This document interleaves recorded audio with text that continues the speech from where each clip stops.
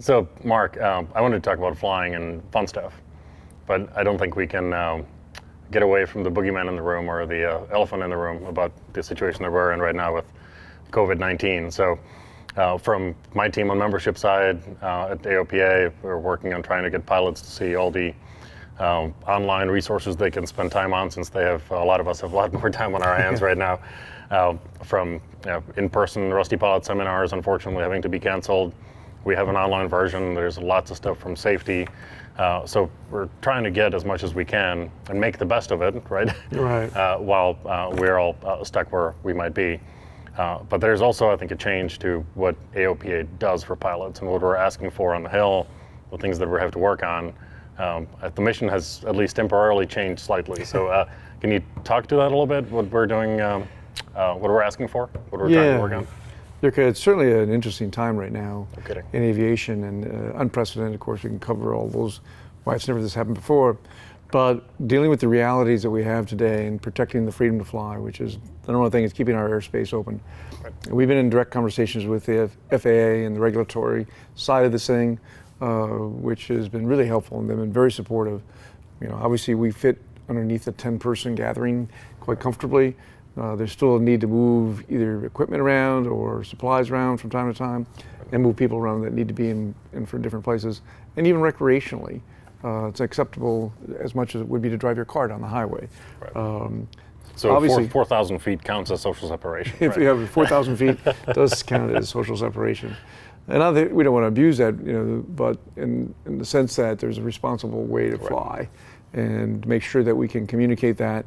There has been a few localized attempts that you can close down airports. The FAA stands behind us to make sure those airports stay open. It's a federal rule. It's not really managed at a local rule, and in many ways you have to communicate why this is important. But so far so good. We have some real concerns, however, on some of these deadlines and dates that we normally have in aviation, which are sometimes 12-month rules for recurrency on certain type of aircraft. Your flight instructor certificate and how you need to get that up to date. Your medical. We really don't want to encourage people to be going the next 6 months. Right. I mean, all of those clocks are ticking, right? Yeah, that's right. And so, in talking directly to the FAA administrator myself, and have another conversation with him tomorrow afternoon, we got to find a way to extend those deadlines so that we can comply, protect safety, but at the end of the day, do not put a burden on, for instance, the medical system when we don't need to. So they've been very good about trying to figure out what that looks like and how it's going to be implemented. More to follow. But those are real things going on in aviation today. And while we might enjoy, $30 a barrel oil, that's not what we're here for. It may mean that we have a little bit lower cost of fuel for a while, but it's about the economy, but I think mostly about the people working in service jobs today that don't have a job tomorrow. And we're all in this together, and we want to see this economy come back. We want people's lives to be protected, and we have a lot of members that work in the airlines, and it's a little spooky time for them today. And so the best thing we can do is do what the administration's talking about, which is shelter and minimize contact. Right. And it sounds like it's impacting, and it sounds like it clearly is impacting a lot of flight schools. We probably need to make sure that, and even the expiration dates for instructors, right, that applies there too. If they're grounded for a month, 2 weeks, 2 months, who knows? That's right. There's an impact there. A lot of the flight schools that are part of our advisory board have announced they're either closed or their business is way off, 70, 80, 90% recently. So it's a little spooky time for people tight cockpits turning over in the same space. So from honoring and understanding why that may be an impact, one of the other things that we're working on the Hill side of it is whatever type of general relief we may need from a airport in support of it, because the fuel tax will obviously be going down. Other things that normally support this activity will be compromised. So as part of recognition that these airports and flight schools, small businesses may be harmed, we want to be trying to find a way to create offsets and working with the government. Everybody in the government is interested in getting through this and having a better outcome. Right. Yeah, hopefully this can be we got some airplanes flying. A whistle. That's a speed machine up there. I think he's heading to Dulles, not into Frederick. Yeah, probably. But anyway, so let's talk about fun stuff for a little bit. I think we can get distracted with talking about fun flying a little bit. And I've been in aviation for maybe 6 years. Most of it is overlapping actually with you here at AOPA. But I think I've found out that everybody has a really cool, fun story how they started. Be it grandpa or dad to like me, right? And there's an overlapping genetic here. But I was on a motorcycle in Alaska, ran into a couple of guys after being alone for a week, and they talked me into taking an intro flight a week later. Year and a half later, you and I met, and I'm now in aviation. So there's a lot of stuff in between there, but it was a completely sort of accidental. Probably a bad word to use on motorcycles or in airplanes, but it was kind of an accidental incident. So what's your backstory? How did you get started flying? Because I'm sure it was not planned. No, certainly wasn't, and nor did I think it was even affordable or possible at that time. As a young kid. Wait, so affordability was a problem 10, 20, 30 years ago as well? 40-something years ago. Yeah, very much. But my grandfather had worked putting gas tanks in bombers for World War II and always talked fundamentally about aviation. Obviously, lots of popular science, popular mechanics magazines around the house. My dad was interested in it as well. But all they really did is go out to the airports in the 60s, and occasionally there'd be these penny a pound rides, and they were happy to pay for my ride as long as I was under 50 pounds, 50 cents. But I became exposed to aviation, on those Saturdays and Sundays out of the local airports. And then as a kid, on getting on a bicycle, I just went to the airport and watched airplanes. So I thought, I still think it's cool. They hang out at an airport. And, watching flight take place is still one of my favorite things. And so when I went to high school in Minnesota, they were offering ground school, and I took it and passed it. How about that? And right thereafter, I went to the University of Minnesota, and they were offering it again, so I took ground school again. Even passed it the second time. Yeah, but even passed it the second time. But I looked out the window in the flight school at the University of Minnesota, at the airport there, and there were shiny little 150s and 152s were just coming into existence. And I saw a Baron, that a doctor, veterinarian guy that I got to know him years later, came up there with a shiny new Baron, and I'll never forget the inspiration, because it was like, one day, now I didn't think it was actually possible that I'd actually own a Baron or two or three over the years, and I think that excitement and touching that throttle and smelling that avgas and hearing that prop, 1977, 43 years ago, has never gone away. And I get excited about coming out to the airport and hearing, being, and flying everything for 43 years. Well, and since you mentioned the Baron and 2 or 3 or 4, right? Yeah. You've had a pretty awesome career. And you've been pretty fortunate to be able to own some airplanes. Some is probably an understatement. And now we're fortunate to have you at AOPA after a private industry career. But in the end, aviation is never going to be cheap. And I'm setting you up here because I probably know the answer. But there's ways to do this and enjoy this at much lower cost and still enjoy the funnest part of aviation, going flying. And I think your favorites, your favorite airplane and favorite way to fly it kind of plays into that. So tell me more about that. Well, first off, when I bought an airplane with a partner in the 70s, we paid $4,300 for the airplane, $2,200 a piece roughly. And we flew and got our licenses in the thing and paid the instructor at that time $6 an hour to teach us how to fly it. So it worked out pretty good. Finished up at the University of Minnesota with some other ratings as well. But I would tell you, when I was young and married and had little kids, the plane had to go. We just could not afford that $2,000 capital investment when you're trying to do other things, $2,000. And gas at 60 cents a gallon, by the way. It was just too much. So I sold the airplane, saddest day of my life in the early 80s. But I joined a flying club. And I joined a flying club at Lake Elmo in the Twin Cities. And, shared expenses became possible to fly a little bit more. And I really, got to have a social time at the airport, which I hadn't really thought of as part of the deal. But that became my essence of getting my Insta rating and the other things. That's the good sound right there. That's my favorite sound.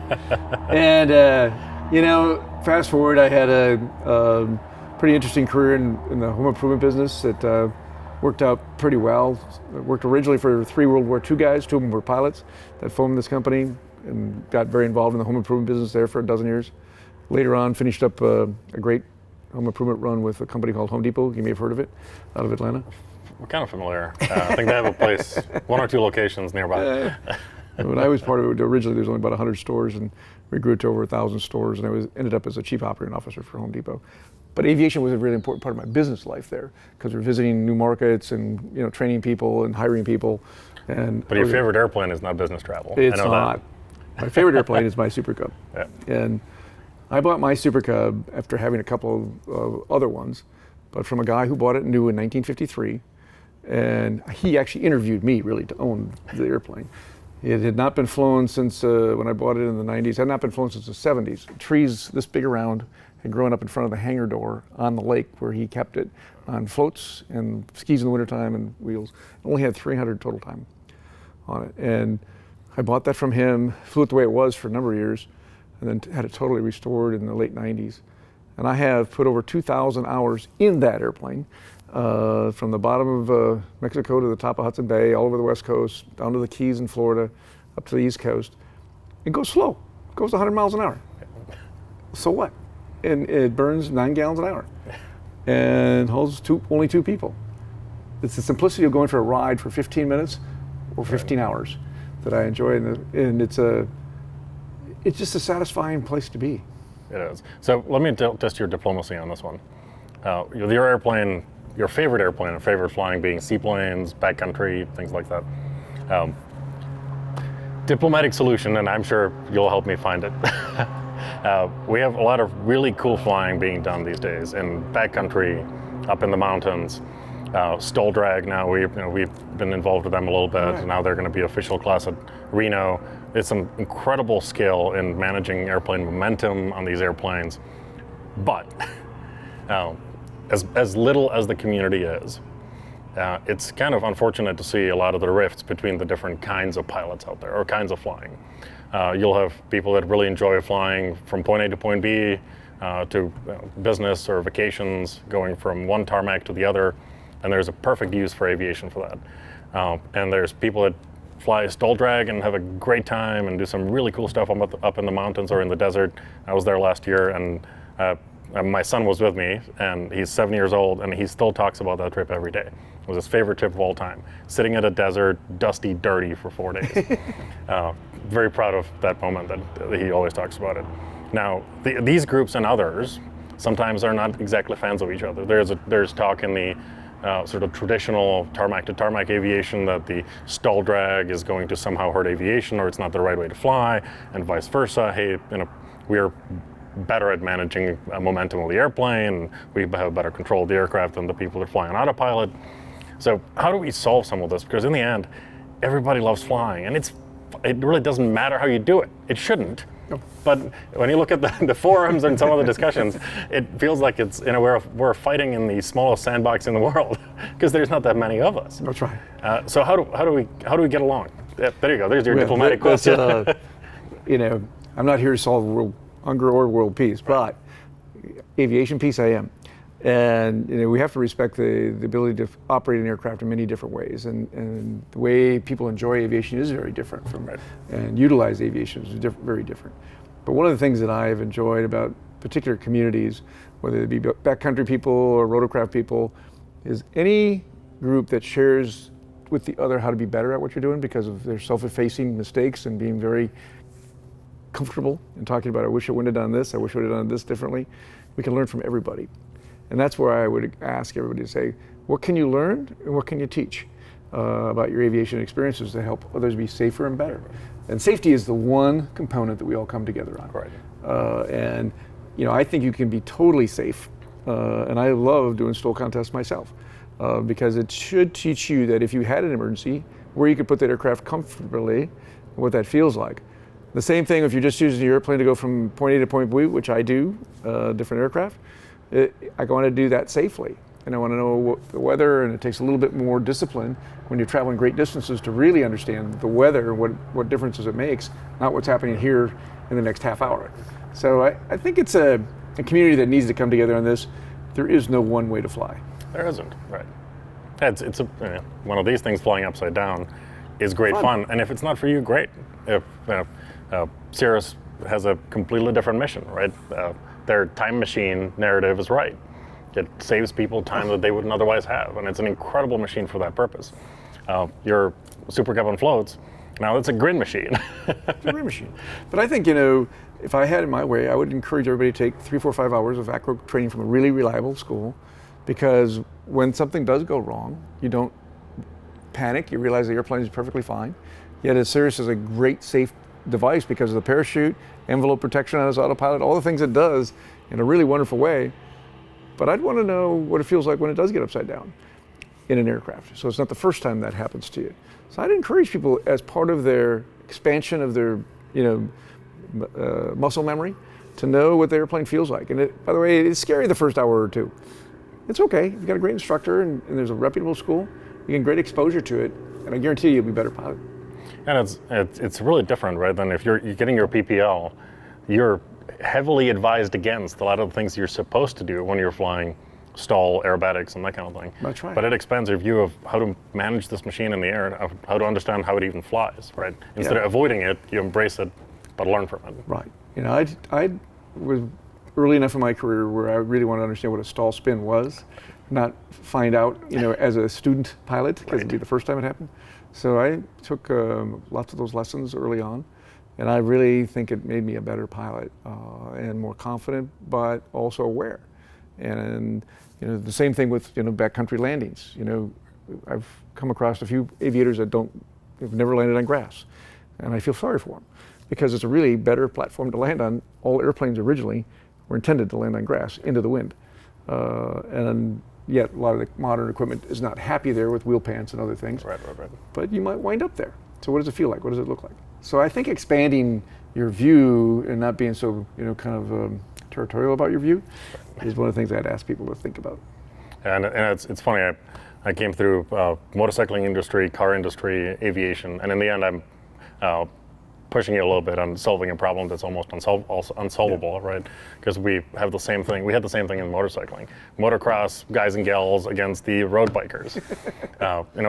In the end, the happiest ones are the ones that do all of it. That's right.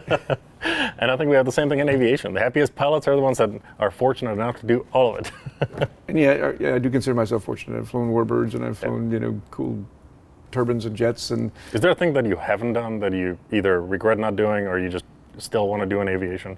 The list has to be pretty damn short. Well, I used to read the Trade of Plane kind of religiously about what haven't I had and what I have to sell to get to that. And that list is getting shorter. I'll tell you that. Yeah. I've tried rotorcraft and warbirds and lots of different airplanes. And you're right. I'm happier when I'm doing all of it. And I think it's still available to you in this country to be able to do that stuff. There's everything from clubs and T6s to whatever.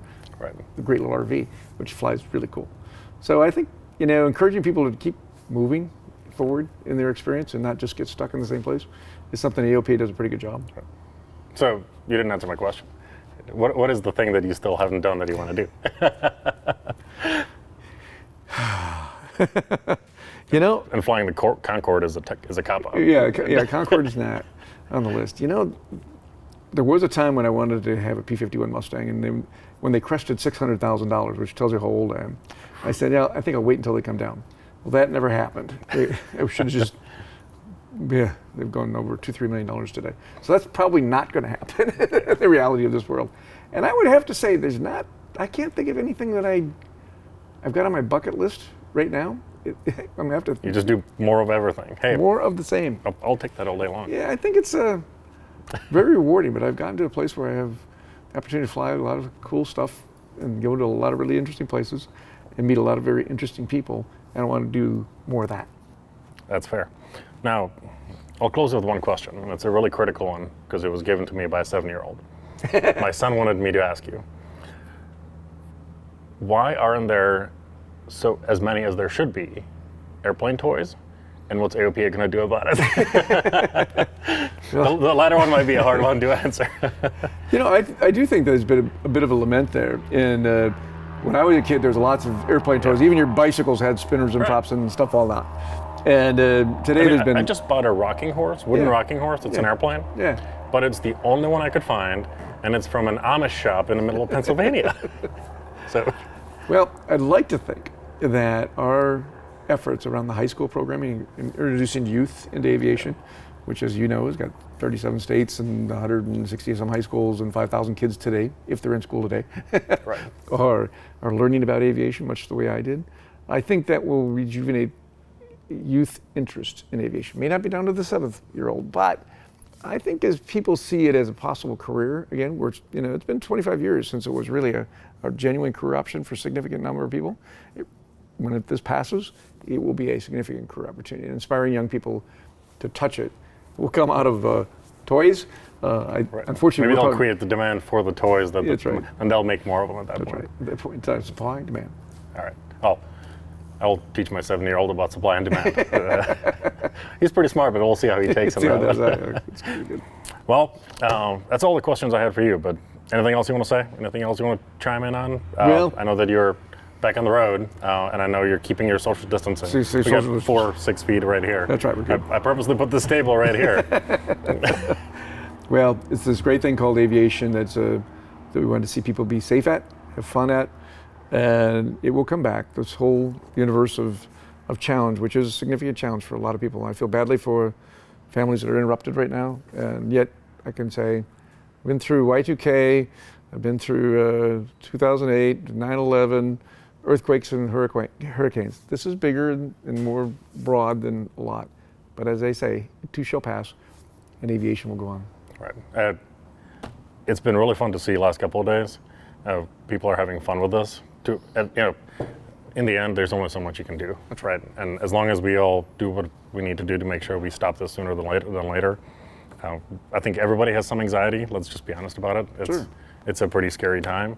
But seeing people sending around jokes and having some fun with it, that's the best thing you can do. And we're going to make it through. It's like you said, it's a hard time. It'll pass. But this is a pretty resilient community. I think we'll stick it out. It's too much fun not to. That's right. Thanks, Mark. Thanks, Erica.